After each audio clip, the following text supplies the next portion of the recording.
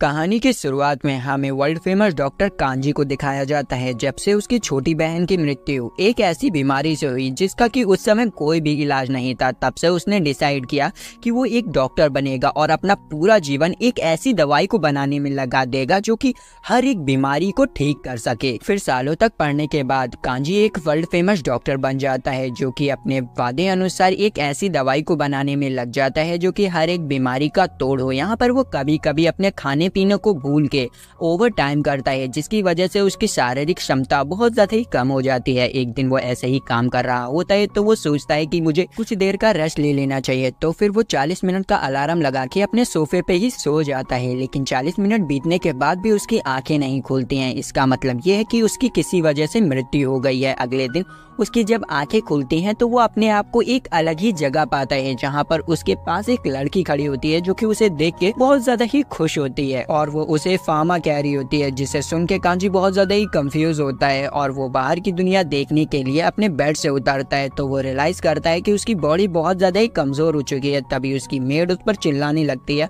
और कहती है कि आपको आराम करना चाहिए क्योंकि आपके ऊपर बिजली गिर गई थी जिसकी वजह से आप कुछ दिनों से कोमा में थे। इस चीज को सुन के वो उससे कहता है कि मुझे माफ कर दो, मुझे एक्चुअली कुछ भी याद नहीं है। तो फिर वो मेड उसे एक मिरर दिखाती है जिसमें वो अपने आप को देख के बहुत ज्यादा ही हैरान हो जाता है क्योंकि वो एक 10 साल के बच्चे की बॉडी में था जिसका नाम फार्मा होता है। यहाँ पर फार्मा सोचता है कि उसे अपनी इस लाइफ के बारे में कुछ भी याद नहीं है, लेकिन उसे अपनी प्रीवियस लाइफ के बारे में पता था कि वो लास्ट टाइम सो गया था और उसके बाद जब उसकी आंखें खुलती है तो वो यहाँ पर था। तो वो बहुत ज्यादा ही कंफ्यूज हो जाता है। तभी उसको थोड़ा सा दर्द महसूस होता है तो वो अपनी मेड से कहता है कि क्या मैं अपनी बैंडेजेस को हटा सकता हूँ। तो मेड तुरंत जाके उसके लिए गर्म पानी ले आती है। यहाँ पर बैंडेज हटाते समय उसे अपने हाथ में एक मार्क नोटिस होता है जिसे देख के मेड तो बहुत ज्यादा ही डर जाती है। तो वो उसे शांत करता है और कहता है ये शायद लाइटनिंग की वजह से हुआ है। लेकिन मेड उस समय प्रेयर करने लगती है और उससे कहती है कि ये निशान सबूत है कि आपको गॉड ऑफ मेडिसिन ने आशीर्वाद दिया है। गॉड ऑफ मेडिसिन का नाम सुन के वो बहुत ज्यादा हैरान होता है और उससे पूछता है कि ये गॉड ऑफ मेडिसिन कौन है। इस पर मेड उससे बोलती है कि आप गॉड ऑफ मेडिकल को भूल गए जिनकी पूजा आपकी फैमिली करती है। तब फार्मा को रियलाइज होता है कि उसे अपनी इस लाइफ के बारे में कुछ भी नहीं मालूम है। तो वो मेड से पूछता है कि क्या तुम मुझे सब कुछ बताओ कि मैं थोड़ा सा कंफ्यूज हूँ। तो मेड सबसे पहले अपना इंट्रोडक्शन देती है और कहती है कि मेरा नाम लॉटे है। फिर वो उसे महल घुमाते हुए बताती है कि आपकी फैमिली एक रॉयल फार्मासिस्ट है जो कि रॉयल फैमिली के लिए मेडिसिन बनाती है। और फिर वो उसे उसकी फैमिली फोटो दिखाती है और वो उसे ये भी बताती है कि आपकी फैमिली मैजिक में भी बहुत ज्यादा ही अच्छी है। इस चीज को सुन के फार्मा उससे पूछता है कि क्या मैं भी मैजिक यूज कर सकता हूँ। इस पर लॉटे घबराते हुए उससे कहती है कि अब आप ये मत कहिएगा कि आप मैजिक भी भूल चुके हैं, अगर ऐसा हुआ तो आपको टाउन से बाहर निकाल दिया जाएगा। जिस पर फार्मा कहता है कि हाँ मुझे याद नहीं है। इसे सुन के वो पहले तो डरने लगती है, फिर उससे कहती है कि आप मेरे अलावा इसे किसी को भी नहीं बताएंगे। और मैं आपको एक बात बता दूं कि आप वाटर मैजिक में बहुत ज्यादा ही अच्छे थे, इसीलिए अभी से आपको इसकी प्रैक्टिस करनी चाहिए।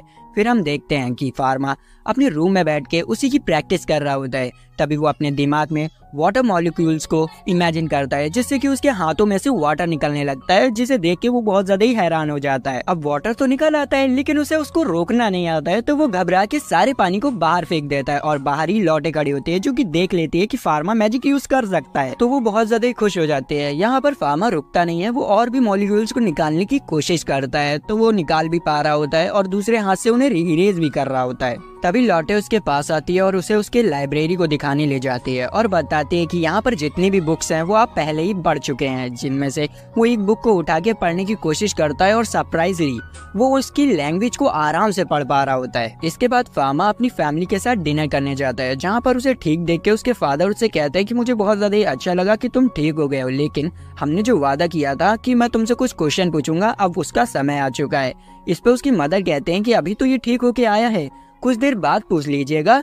जिस पर फार्मा कहता है कि चिंता मत कीजिए मैं सब बता दूंगा। तो उसके फादर उसे सवाल पूछना स्टार्ट कर देते हैं जिसका कि हमारा बंदा बखूबी जवाब दे देता है। फिर उसके फादर उससे कहते हैं कि अब तुम पूरी तरीके से ठीक हो चुके हो तो तुम अपनी ट्रेनिंग को वापस से स्टार्ट कर सकते हो। ट्रेनिंग का नाम सुन के वो कंफ्यूज हो जाता है और सोचता है कि कौन सी ट्रेनिंग, फिर भी वो हाँ कर देता है। फिर अगले दिन फार्मा अपनी पर्सनल ट्यूटर एलिन से मिलता है जो कि उसे मैजिक सिखाती है। यहाँ पर एलिन उसे देखते ही उसके ऊपर शक करने लग जाती है क्योंकि पहले फार्मा उससे अच्छा बिहेव नहीं किया करता था लेकिन अब वो बहुत ज्यादा ही काइंड हो चुका है। तो फार्मा उसे बताता है कि लाइटनिंग की वजह से मेरी मेमोरी फ्रीज हो चुकी है जिसकी वजह से मुझे ज्यादा कुछ याद नहीं है। ये सुन के एलिन शांत हो जाती है और उससे पूछती है कि डिवाइन आर्ट क्या है। पर फार्मा को डिवाइन आर्ट के बारे में कुछ पता ही नहीं होता है, तो एलिन उसे सब कुछ बताने लगती है। इसके बाद वो उसे एक रिवर के किनारे ट्रेनिंग कराने ले जाती है, जहाँ पर वो उससे कहती है चलो अपनी मैजिकल स्टिक निकालो, लेकिन इसके बारे में उसे बिल्कुल भी नहीं मालूम होता है। तो वो उससे कह देता है कि मैं इसको लाया नहीं हूँ। तो एलिन उसे अपनी मैजिकल स्टिक दे देती है, लेकिन उससे पहले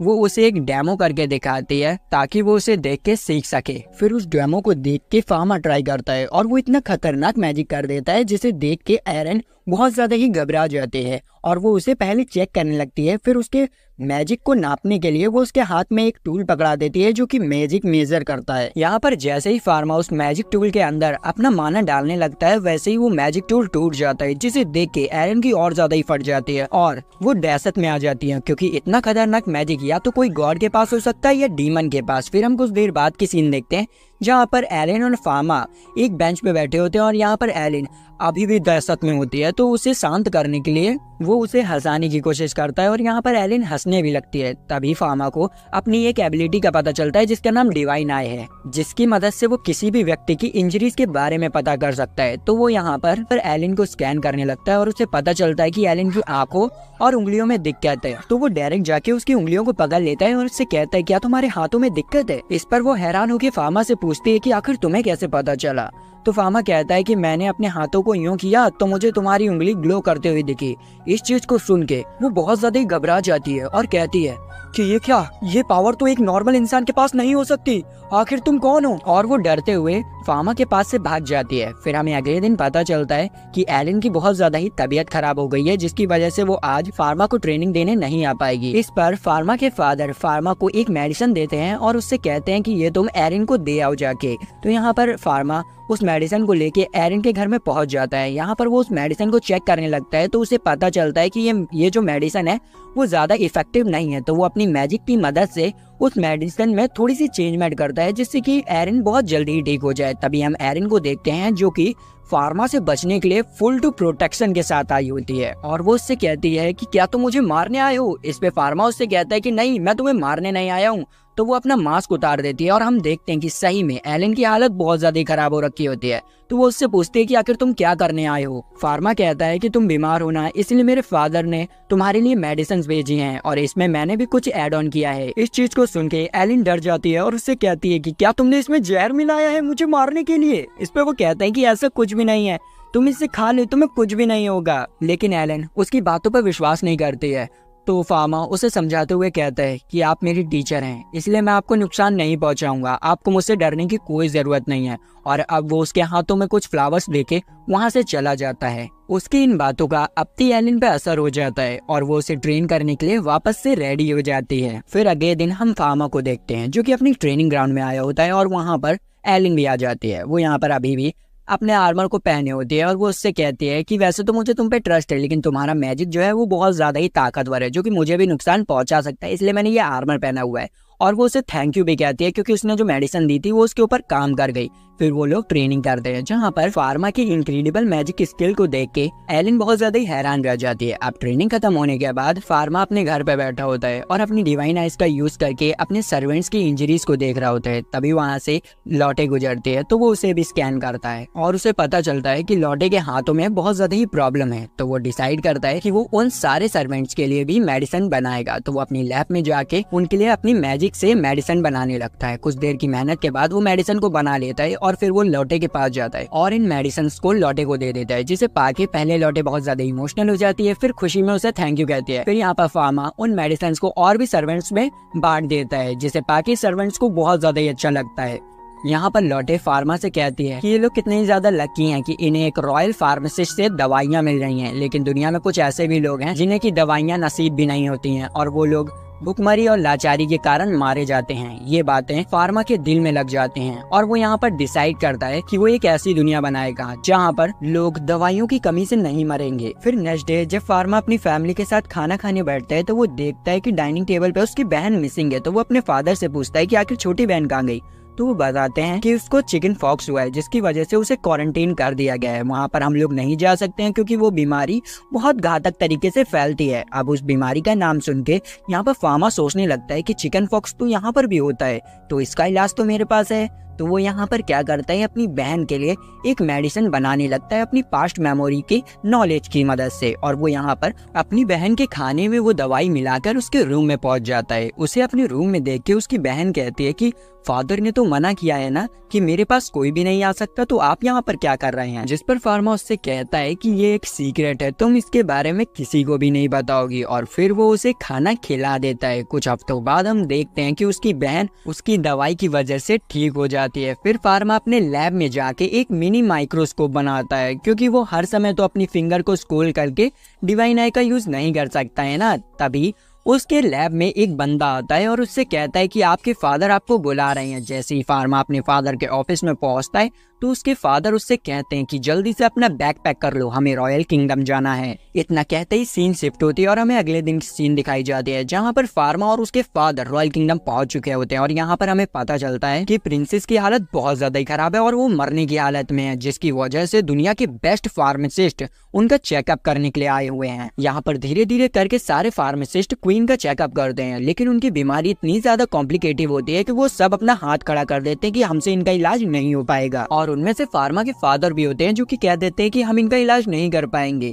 तभी फार्मा सोचने लगता है कि आखिर ऐसी कौन सी बीमारी है जिसका कोई इलाज ही नहीं कर पा रहा है। तो वो अपनी डिवाइन आई का यूज करके क्वीन को स्कैन करने लगता है और उसे पता चलता है कि क्वीन को तो ट्यूबरकुलोसिस है। इस डिसीज में इंसान के ऊपर कोई दवा काम ही नहीं करती और इसके पेशेंट को सिर्फ इंजेक्शन दे के बचाया जा सकता है, लेकिन इस दुनिया में तो इंजेक्शन एग्जिस्ट ही नहीं करते, तो आखिर इन्हें बचाए कैसे। वो ये सब सोच ही रहा होता है कि तभी क्वीन के बच्चे बाहर से क्वीन के पास आते हैं और उसके पास आके रोते हुए कहते हैं कि मॉम आप हमें छोड़ के नहीं जा सकते हैं, हम आपके बिना नहीं रह सकते हैं। अब उन्हें रोता हुआ देख के यहाँ पर फार्मा अपना कंट्रोल खो देता है और वो डायरेक्ट क्वीन के पास जाके उनसे रिक्वेस्ट करता है और कहता है कि क्या मैं आपका इलाज कर सकता हूँ, क्योंकि मेरे पास एक ऐसी दवा है जो कि आपको ठीक कर सकती है। इस चीज को सुन के सब लोग बहुत ज्यादा ही हैरान हो जाते हैं और उससे कहते हैं कि ये लड़के क्वीन को परेशान मत करो। यही चीज उसके फादर भी कहते हैं कि फार्मा कोई ऐसी बेवकूफी मत करो जिसकी वजह से क्वीन को परेशानी झेलनी पड़े।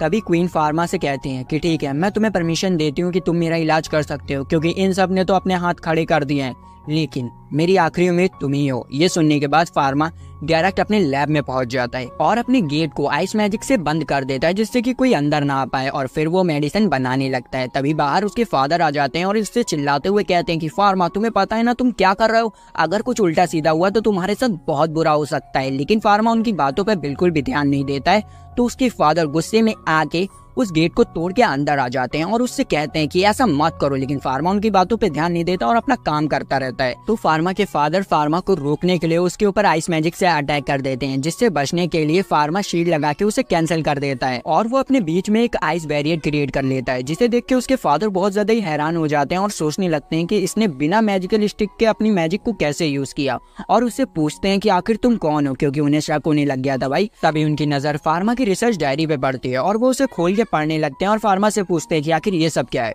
तो फार्मा उन्हें बताता है ये सब नई मेडिसिन के फॉर्मूला हैं, जब मैं कोमा में था तब मुझे इनके सपने आया करते थे और मैंने इन्हें याद कर लिया। ये सब सुन के उसके फादर कहते हैं अच्छा ये बात है, मैंने तुम्हारे शोल्डर को देखा और मैं समझ चुका हूँ कि तुम्हें गॉड ऑफ मेडिसिन से आशीर्वाद मिला है, इसीलिए तुम्हें ये सपने भी आ रहे हैं। ठीक है, मुझे तुम पे भरोसा है, करो अपना काम। और ये कह के वो वहाँ से चले जाते हैं। फिर फार्मा मेडिसिन बनाना स्टार्ट कर देता है। मेडिसिन बनने के बाद अगले दिन वो अपनी मेडिसिन को लेके रॉयल किंगडम में पहुंच जाता है। यहाँ पर प्रिंसेस को दवाई देने से पहले वो उन्हें बताता है कि आपकी जो बीमारी है वो इन्फेक्शन की वजह से हुई है, जिसकी वजह से आपको ये जो दवा है वो 1 से 2 साल तक की लेनी पड़ सकती है, इसलिए आपको तैयार रहना पड़ेगा। और वो उनका एक ब्लड सैंपल लेके अपने माइक्रोस्कोप से उनके अंदर बैक्टीरिया दिखाता है, जिसे देख के वो सही में हैरान हो जाते हैं। इसके बाद फार्मा मेडिसिन के 2 ग्लास तैयार करता है और एक खुद पीता है और एक क्वीन को दे देता है और उनसे कहता है कि अब हम दोनों की किस्मत इस मेडिसिन पर टिकी हुई है, लेकिन किसी को कुछ भी नहीं होता है। और यहाँ पर क्वीन थोड़ी देर बाद अपने आप को बेहतर महसूस करने लगे, जिसे देख के सारे फार्मासिस्ट फार्मा की तारीफ करने लगते हैं। इसके बाद फार्मा अपने फादर के साथ वापस अपने मेंशन में आ जाता है। फिर हमें 3 महीने बाद ये सीन दिखाई जाती है जहाँ पर फार्मा क्वीन को चेक करने के लिए आया होता है और वो उन्हें बताता है कि अब आप धीरे धीरे करके ठीक हो रही हैं। तभी क्वीन उससे कहती है कि मैंने तो जीने की होप ही छोड़ दी थी, मुझे ऐसा लगने लगा था कि मैं मरने वाली हूँ, लेकिन एक पर्सन की वजह से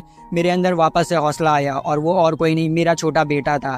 जिसने कि मुझे जीने की एक नई किरण दिखाई। ये सुन के फार्मा बहुत ज्यादा खुश होता है और उनसे जाते हुए कहता है कि ठीक है, अब आप अपना ध्यान रखिएगा और मैं यहाँ से जाता हूँ। फिर हमें अगले दिन की सीन दिखाई जाती है जहाँ पर फार्मा और फार्मा के फादर अच्छे खासे कपड़े पहन के रॉयल किंगडम में आए होते हैं, क्योंकि आज उन्हें क्वीन द्वारा रिस्पेक्ट दी जाने वाली होती है। यहाँ पर सबसे पहले बारी आती है फार्मा के फादर की। क्वीन अपने थ्रोन के सामने खड़े होकर फार्मा के फादर को रिस्पेक्ट देती है। फिर बारी आती है फार्मा की, जहाँ पर उसे भी रिस्पेक्ट मिलती है और रिस्पेक्ट के साथ साथ उसे रॉयल फार्मासिस्ट का टैग भी मिलता है। और क्वीन उससे कहती है कि अब तुम रॉयल कैपिटल में कहीं भी अपनी फार्मेसी खोल सकते हो। इस चीज को सुन के फार्मा को बहुत ज्यादा ही खुशी होती है, क्योंकि उसका सपना जो पूरा हो रहा होता है। फिर फार्मा अपने घर पे पहुंच के पूरी कारपेंटर की फौज बुला लेता है ताकि वो अपनी फार्मेसी को जल्दी से जल्दी ओपन कर पाए। लेकिन वो सोच रहा होता है कि मैं अपनी फार्मेसी का नाम क्या रखूं। यहाँ पर वो बहुत ज्यादा ही दिमाग लगाता है, तभी उसके दिमाग में एक नाम आता है और वो कहता है कि हम अपनी फार्मेसी का नाम रखेंगे द पैरेलल वर्ल्ड फार्मेसी।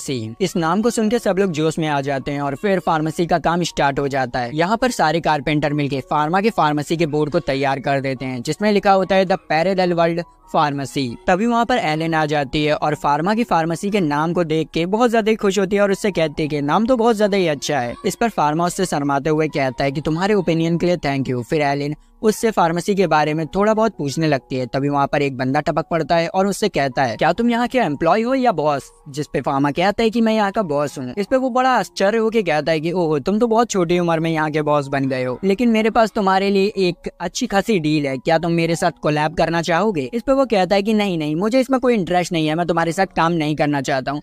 तो वो कहता है कि बड़ा पछताओगे, कर लो कोलैब, तुम वैसे भी इससे क्या ही कमा लोगे। तो वो कहता है कि मुझे कमाना भी क्या है, मैं सिर्फ गरीब लोगों को सस्ती दवा बांटना चाहता हूँ जिससे उनका भला हो। इसे सुन के वो बहुत ज्यादा ही हैरान रह जाता है और कहता है कि ऐसे तो तुम्हारे फार्मेसी डूब जाएगी, तो मैं तुम्हें बचा लूंगा, आ जाओ मेरी टीम में। लेकिन वो मना कर देता है। अभी वो मोटू फार्मा को फोर्स करने लग जाता है। इस पर एलिन को गुस्सा आ जाता है और वो उससे कहती है कि यहाँ से भाग रहे हो या पिटोगे। तो वो मोटू एलिन से अपनी बेइज्जती कराने के बाद वहाँ से चला जाता है। इसके बाद फार्मा अपने फार्मेसी के अंदर आ जाता है, जहाँ पर वो देखता है कि फार्मेसी में सिर्फ 2 वर्कर्स हैं जो कि वो खुद ही हैं। तो वो सोचता है कि हमें वर्कर्स को बढ़ाना चाहिए। तभी वहाँ पर लौटे भी आ जाती है और उससे काम मांगने लगते हैं। कहती है कि मैं यहाँ पर सब कुछ कर सकती हूँ जैसे मैं घर पे करती हूँ। तो वो उसे रख लेता है। तब भी उसमें एक इंसान की कमी होती है जो कि अकाउंटेंट होता है। तो वो सोचता है कि मैं कौन से अकाउंटेंट को रखूं जो कि थोड़ा एक्सपीरियंस भी होना चाहिए। फिर वो वापस से अपने घर पे आ जाता है। वहाँ पर फार्मा को देखने को मिलता है कि उसके घर के जितने भी सर्वेंट्स होते हैं वो रो रहे होते हैं। तो वो सोचने लगता है कि आखिर इन सबको क्या हो गया, ये रो क्यों रहे हैं। तभी उसे पता चलता है कि उसके फादर के जो अकाउंटेंट थे वो आज रिटायर हो रहे हैं, क्योंकि उनके पैरों में बहुत ज्यादा ही दर्द हुआ करता था, जिसकी वजह से वो कायदे से चल भी नहीं पाते थे। इस चीज को सुन के वो उनसे कहता है कि अगर मैं आपके पैरों का इलाज कर दूं तो क्या आप मेरे साथ काम करेंगे? जिस पे वो मान जाते हैं। तो वो सबसे पहले अपने फादर से परमिशन लेने जाता है और उनसे कहता है कि आज जो आपके पास से अकाउंटेंट रिटायर हुआ है, क्या मैं उन्हें अपने फार्मेसी में जॉब दे सकता हूँ? इस पर उसके फादर उसे परमिशन दे देते हैं। इसी के साथ साथ वो उसे बक्सा भर के सोने के सिक्के भी देते हैं ताकि वो अपनी फार्मेसी को और भी बेहतर कर पाए। फिर अगले दिन फार्मा अपनी फार्मेसी की ग्रैंड ओपनिंग कर देता है। अब जरूरी तो नहीं है कि आपने नया बिजनेस खोला हो और उसमें तुरंत ही कस्टमर आने लग जाए। वैसा इन्हीं के साथ होता है। 1 महीना बीत जाता है लेकिन उनके फार्मेसी में कोई भी कस्टमर नहीं आता, सिवाय एक बूढ़े आदमी के जो कि वहाँ पर सिर्फ एक टॉफी खरीदने आता था। इस चीज से वो लोग बहुत ज्यादा परेशान होते हैं। तभी फार्मा के माता पिता भेष बदल के फार्मा की फार्मेसी में आए होते हैं, लेकिन फार्मा उन्हें आराम से पहचान लेता है। फिर वो उन्हें अंदर ले जाता है और बताता है कि मेरी फार्मेसी बिल्कुल भी नहीं चल रही है, यहाँ पर कोई कस्टमर आता ही नहीं है, जिससे कि मैं बहुत ज्यादा परेशान हूँ। इस चीज को सुन के उसके फादर उससे कहते हैं कि क्या तुम मुझे अपनी फार्मेसी दिखा सकते हो? तो यहाँ पर फार्मा उन्हें अपनी फार्मेसी दिखाने लगता है। वो सबसे पहले उन्हें मेडिसिन रूम दिखाता है जहाँ पर बहुत सारी मेडिसिन रखी होती हैं। फिर वो उन्हें पेशेंट्स के लिए बनाए गए बेडरूम्स को भी दिखाता है। उसके बाद वो उनसे पूछता है कि क्या आपको यहाँ पर कोई कमी दिखी, जिस पे उसके फादर कहते हैं कि यहाँ पर कोई कमी नहीं है, सब बढ़िया है। यहाँ पर फार्मा की मॉम उसे एक सजेशन देती हैं कि तुम्हें एक मेडिसिन के साथ साथ ब्यूटी प्रोडक्ट्स को भी बनाना चाहिए जो कि कम कीमत में हो और बहुत अच्छी क्वालिटी में हो, जिससे कि हर प्रकार की महिलाएं तुम्हारे प्रोडक्ट्स को खरीदेंगी। उनका ये सजेशन उसे बहुत ज्यादा ही अच्छा लगता है। तभी उसके फादर कहते हैं कि अगर तुम इन प्रोडक्ट्स को बनाओ तो इनमें किसी भी प्रकार के केमिकल का यूज मत करना, वरना ये स्किन डिसीज का कारण बन सकते हैं। यहाँ पर उन लोगों के बीच में बातें चली रही होती है कि तभी वहाँ पर घबराते हुए एक बंदा आता है और फार्मा से कहता है कि क्या यहाँ पर कोई फार्मासिस्ट है? एक लड़की की हालत बहुत ज्यादा ही खराब है। ये सुन के फार्मा उसके साथ उस लड़की के पास जाता है और हम देखते हैं कि उस लड़की की सही में बहुत ज्यादा ही हालत खराब होती है। तो फार्मा अपनी डिवाइन आइज का यूज करके उसको स्कैन करने लगता है। तो उसे पता चलता है कि उसके हाथों में बहुत ज्यादा ही सेवियल वाले कट लगे हुए हैं, जिसकी वजह से उसका हैवी ब्लड लॉस हो गया है और उसकी हालत ऐसी हो गई है। तो फार्मा उसे अपनी फार्मेसी में ले आता है और उसका इलाज करने के बाद उससे पूछता है कि आखिर तुमने अपने हाथों में कट क्यों लगाए। तो वो लड़की बताती है मेरे क्रश ने मुझे रिजेक्ट कर दिया जिसकी वजह से मैंने अपने हाथ को काट लिया। और वो ये कहते हुए रोने लगती है और उन लोगों से माफी मांगती है कि उसकी वजह से उन लोगों को बहुत ज्यादा प्रॉब्लम को फेस करना पड़ा। इस पे एलन उससे कहती है कि ऐसी बात नहीं है, अब तुम वापस ये सब नहीं करोगी। फिर हमें कुछ दिनों बाद की सीन दिखाई जाती है जहाँ पर वो लड़की वापस से फार्मा की फार्मेसी में आई होती है। अपनी फार्मा ने अपने ब्यूटी प्रोडक्ट्स भी बना के तैयार कर दिए होते हैं, तो वो उस लड़की को कुछ डेमो के लिए देता है जिसे लगा कि उसे बहुत ज्यादा अच्छा लगता है। इधर हम लॉटे को देखते हैं जो कि कुछ ब्यूटी प्रोडक्ट्स को लेडीज में बांट रही होती है जिससे कि उसकी अच्छी खासी मार्केटिंग हो जाती है और धीरे धीरे करके उसके फार्मेसी में बहुत सारे कस्टमर भी आने लगते हैं क्योंकि फार्मा के ब्यूटी प्रोडक्ट्स बहुत ज्यादा सस्ते भी होते हैं और अच्छे भी होते हैं। अब ब्यूटी प्रोडक्ट्स की बढ़ती डिमांड को देख के वो उसकी एक अलग ही ब्रांच खोल लेता है जहाँ पर वो बहुत सारी ब्यूटिशियंस को रखता है ताकि वो बहुत ज्यादा ही ब्यूटी प्रोडक्ट्स को बना सके। अब फार्मा की फार्मेसी चल पड़ती है और उसकी ब्यूटी प्रोडक्ट की वजह से पूरे शहर में उसकी चर्चा हो रही होती है। यही चर्चा घूम फिर के क्वीन तक पहुंच जाती है। तो क्वीन फार्मा को अपने पास बुलाती हैं उसकी ब्यूटी प्रोडक्ट चेक करने के लिए। यहाँ पर फार्मा सबसे पहले उन्हें लिप बाम देता है। जैसे ही वो उसे अपने होठों में लगाती हैं तो उन्हें अपने होठ बहुत ज्यादा ही सुंदर लगने लगती हैं जिसकी वजह से क्वीन को फार्मा के प्रोडक्ट्स बहुत ज्यादा ही अच्छे लगने लगते हैं। तो फार्मा अपने और भी प्रोडक्ट्स के बारे में उन्हें बताने लगता है जिसे सुन के क्वीन उससे कहती है कि तुम्हें अपने प्रोडक्ट्स के दाम को बढ़ाना होगा क्योंकि तुम्हारा प्रोडक्ट पूरे मार्केट में सबसे सस्ता बिकता है जिसकी वजह से दूसरे लोग दूसरी दुकानों में जाना पसंद ही नहीं करते हैं और उन लोगों का बहुत ज्यादा ही घाटा हो रहा है जिसकी वजह से वो एक ना एक दिन सड़क पे आ जाएंगे। क्वीन से ये बात सुन के फार्मा को रियलाइज होता है कि वो गलत कर रहा है तो वो अपने प्राइस बढ़ाने के लिए मान जाता है। इसके बाद हम देखते हैं कि फार्मा बीच पे होता है जहाँ पर उसकी छोटी बहन और लॉटी रेत से खेल रहे होते हैं और एलिन कहीं कोने में सो रही होती है। फार्मा को देखते ही उसकी छोटी बहन उससे पानी में जाने की जिद करने लगती है जिस पर वो उसे मना कर देता है और कहता है कि फादर ने पानी में जाने के लिए मना किया है। लेकिन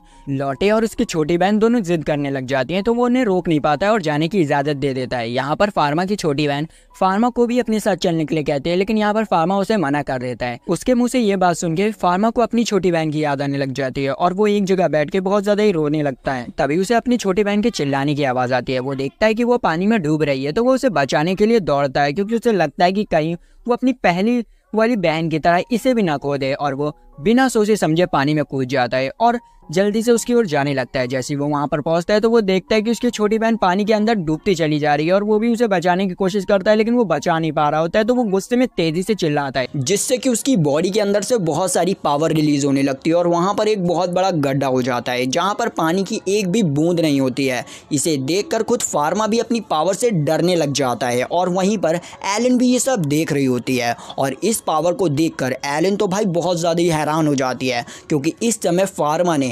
नेगेटिव डिवाइन आर्ट का यूज़ किया था जो कि भाई सिर्फ एक डीमन ही कर सकता है। यहाँ पर फार्मा अपनी बहन को लेकर सही सलामत बाहर आ जाता है और वो सोचने लगता है कि शायद उसे ये सब करते हुए किसी ने भी नहीं देखा है लेकिन वो गलत था।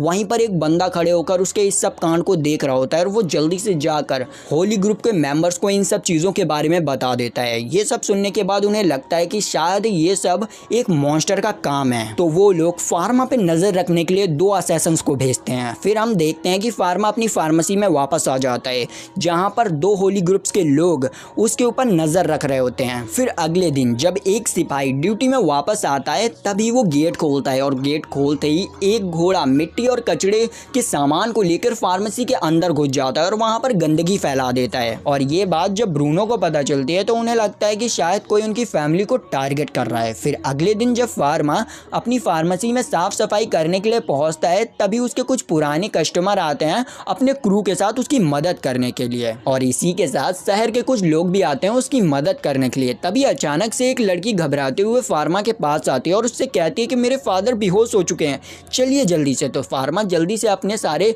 वेपन्स उठाता है और निकल जाता है उनकी मदद करने के लिए। वो लड़की उसे एक सुनसान जंगल में ले आती है और वहां पहुंचते ही वो अचानक से गायब हो जाती है। फार्मा यहाँ पर फुल कंफ्यूज कि ये क्या हो रहा है। तभी वहां पर व्हाइट कपड़े पहने हुए कुछ बंदे उससे चारों तरफ से घेर लेते हैं। यहाँ पर फार्मा को पता चलता है कि ये लोग होली ग्रुप के मेंबर्स हैं और इनका जो लीडर है उनका नाम सैलमन है जो कि ये मानते हैं कि फार्मा के अंदर एक डीमन है और वो उसी को खत्म करने आए हैं और वो ऐसा करने की कोशिश भी करते हैं पर फार्मा उनके सभी अटैक्स को आसानी से ब्लॉक कर देता है। यहाँ पर फार्मा उनसे काफ़ी ज़्यादा ही ताकतवर होता है और इजीली हरा सकता है लेकिन फार्मा को पता था कि अगर मैंने कुछ किया तो ये लोग खामखा मारे जाएंगे तो वो होल्ड बैक कर रहा होता है अपने आप को, लेकिन भाई लोग वो मान ही नहीं रहे होते हैं। तो ना चाहते हुए फार्मा को उन्हें अपनी पावर्स का नमूना दिखाना पड़ता है, जिसे देखकर उन्हें अपनी औकात समझ आ जाती है। तभी सैलमन फार्मा के हाथ में उसे सिंबल को देख लेता है और उन लोगों से कहता है कि सभी लोग रुक जाओ, ये कोई मॉन्स्टर नहीं है बल्कि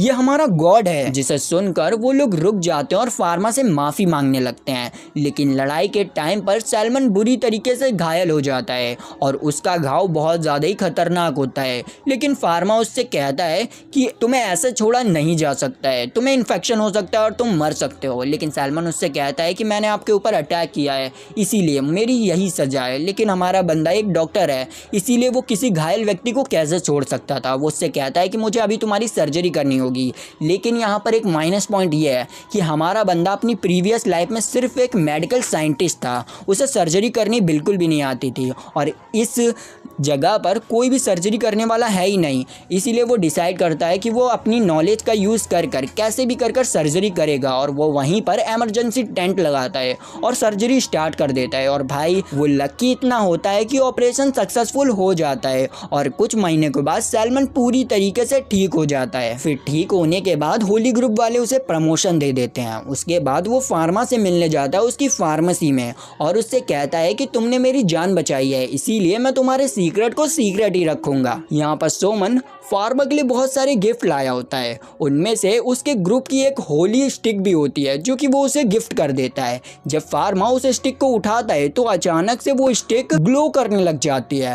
तभी सोमन कहता है कि इस स्टिक ने तुम्हें चुन लिया है, जिसे देखकर एलन बहुत ज़्यादा ही एक्साइटेड हो जाती है और फार्मा से कहती है कि क्या मैं एक बार इस स्टिक को छू सकती हूँ, जिस पर हमारा बंदा डायरेक्ट उसे दे देता है। लेकिन अचानक से वो स्टिक उसके हाथ से आर पार हो जाती है और यहाँ पर हमें पता चलता है कि इस स्टिक को वही होल्ड कर सकता है जिसे कि इस स्टिक ने खुद चुना हो।